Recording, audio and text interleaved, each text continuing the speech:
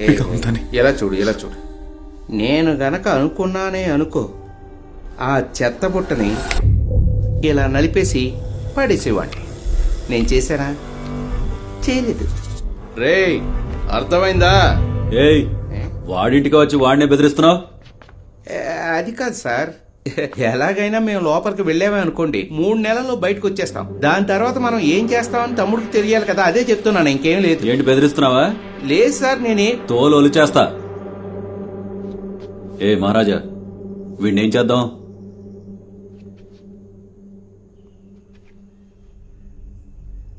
క్షమించి వదిలేద్దాం పాపం. ఏంటి క్షమించి వదిలేద్దామా? ఏయ్, నీకేమైనా పిచ్చి పట్టిందా? లక్షల్లో డబ్బు ఖర్చు పెట్టావు కదయ్యా. నీ ఇంటి తలుపు కూడా పగలగొట్టాడు, నీ చెత్తబొట్టును కూడా దొంగిలించాడు, నిన్ను కూడా కొట్టాడు. వాడిని ఏదో ఒకటి చేయాలి. చైనా వదిలేద్దాం సార్. ఎఫ్ఐఆర్ ఫైల్ చేయనా? వదిలేద్దాం సార్. వదిలిపెడదామంటావు?